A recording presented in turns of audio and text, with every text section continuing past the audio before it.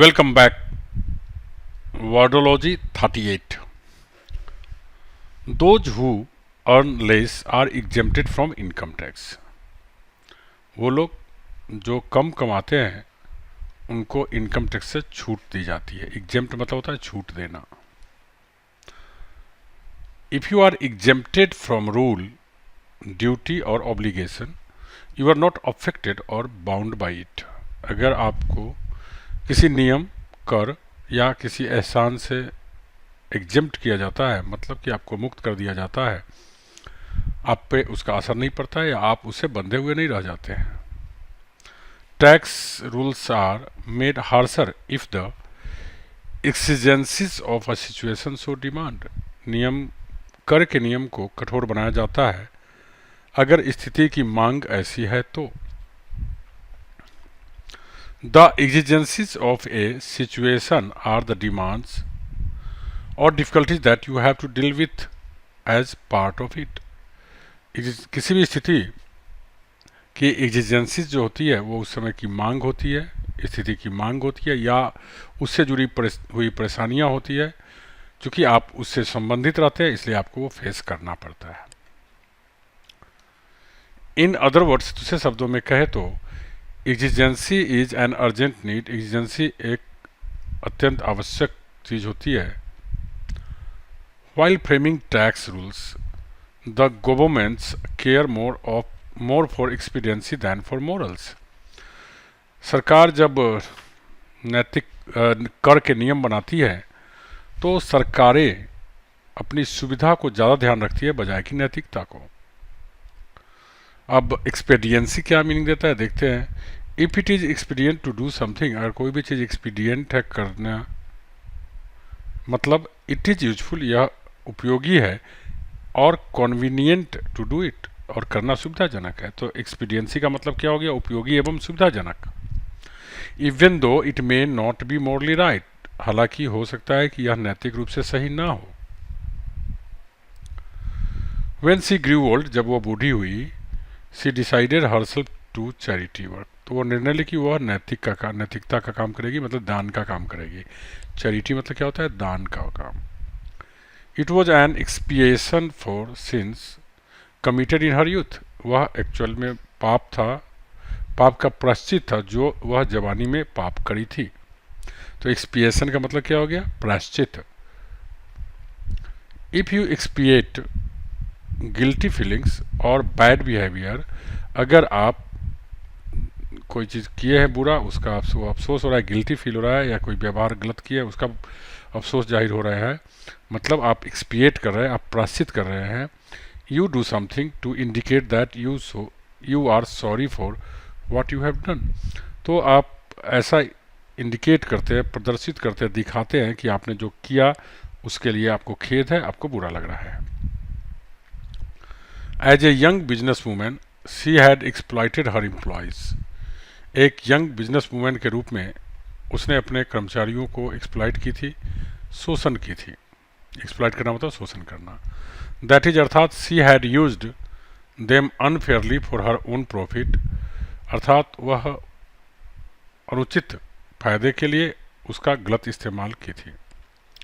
However, किंतु when it comes to exploiting resources, देखो exploit का मतलब जब वर्ब के रूप में आए और किसी व्यक्ति के साथ इसका प्रयोग किया जाए तो इसका मतलब होता है शोषण करना, गलत उपयोग करना, अनुचित रूप तरीके से किसी का उपयोग में लेना. हालांकि जब इसका प्रयोग किसी संसाधन, एक्सप्लॉइट जब हम किसी संसाधन को करते हैं तो वहाँ मीनिंग देता है दोहन करना. दोहन करना मतलब होता है उसका सही उपयोग करना.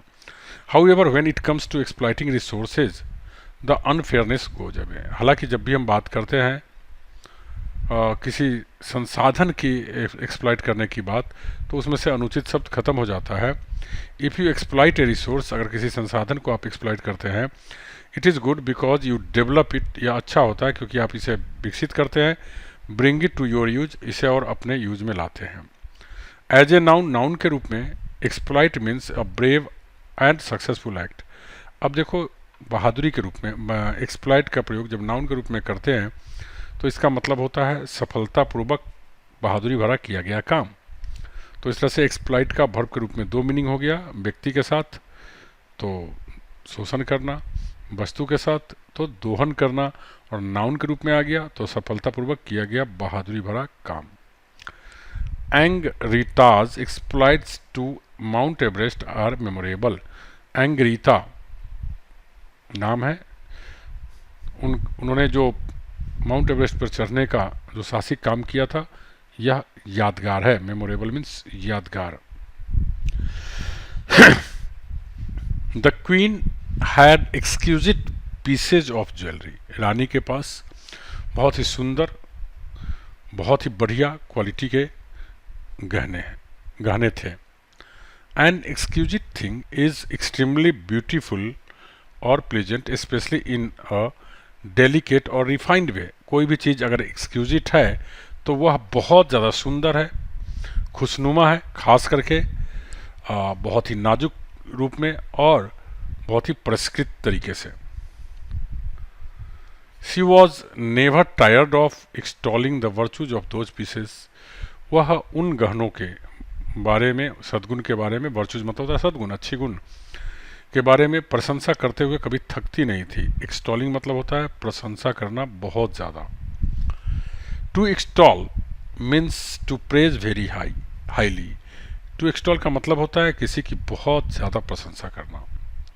इनफैक्ट वास्तव में she grew exuberant the moment one mentioned her jewellery.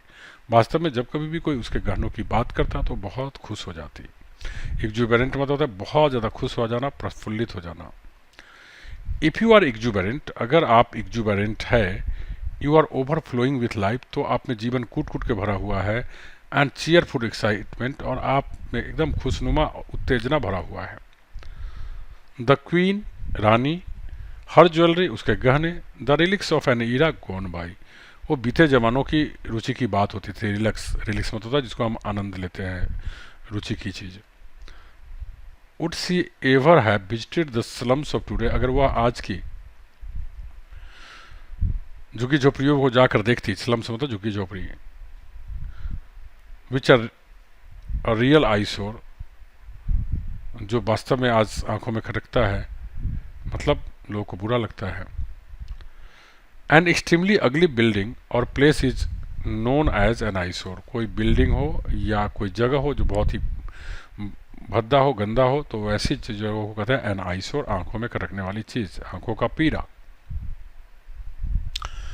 चलिए अब हम लोग एफ से शुरू करते हैं words. What is a fable? Fable क्या होता है?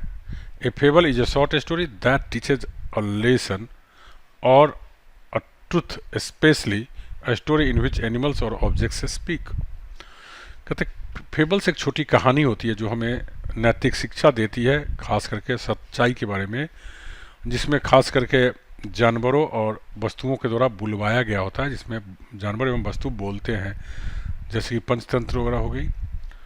All of us are aware of the fable of the tortoise and the hair.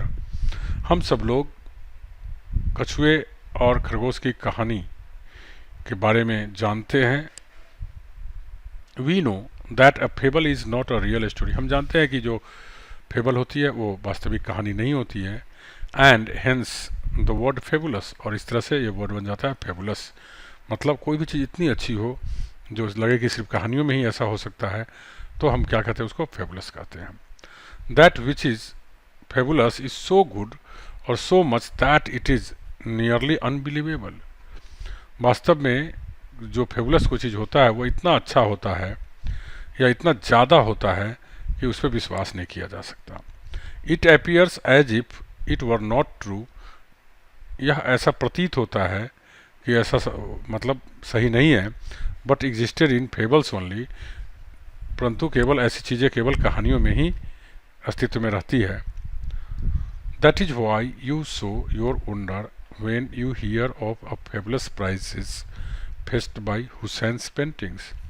इसलिए जब कभी आप सुनते हैं, फेस्ट मतलब होता है में बिकना या ला कर देना, तो आप सोचते हैं, जब कभी सुनते हैं कि हुसैन्स की पेंटिंग अरबों में, खरबों में, करोड़ों में बिकती थी, तो आपको बड़ी आश्चर्य होती है, लगता है कि अरे ये तो फेबुलस प्राइज, इतनी प्राइज में बिकेगी।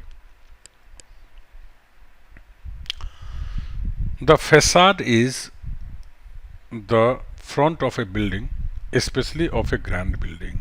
फैसाड जो होता है बिल्डिंग का सामने वाला हिस्सा होता है, मुखौटा होता है, खास करके ग्रांड बिल्डिंग, एक शानदार भव्य बिल्डिंग, ग्रैंड मतलब भव्य।